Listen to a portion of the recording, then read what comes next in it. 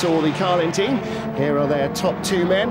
Brendon Hartley leading from Oliver Turvey, closing stages of the race. Still no breathing space at all for Hartley. Turvey really keeping the pressure piled on here, Rob. It doesn't look like there's an awful lot happening, but in the heads of the two drivers there certainly is.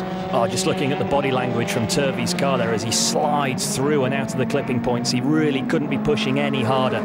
You can see him just lining up Hartley ahead. He'll have a little look out. There he goes to the inside. Great stuff there from Turvey. Absolutely perfect job.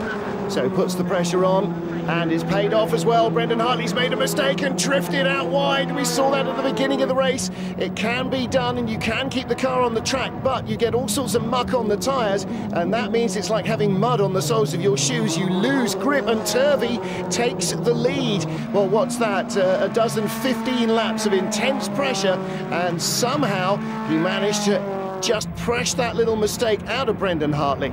Psychological warfare is now reversed, so Hartley trying to put Oliver Turvey under a lot of pressure, but will that pre-race confidence of Turvey see him pull away into a big lead?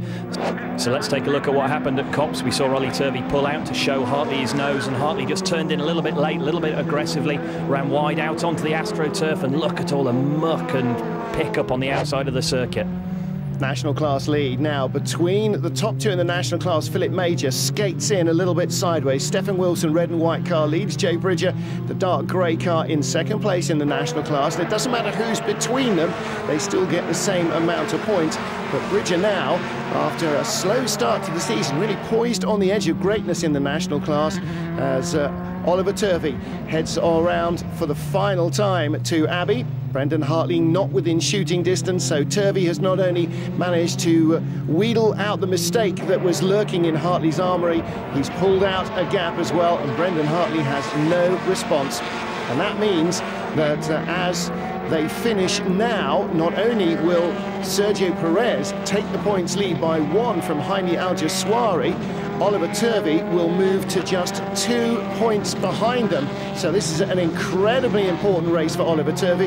The pressure of his exams has all gone. He's got his Cambridge blue on the car, and he heads to win number 3 of the 2008 British Formula 3 International Series, the first race at Silverstone.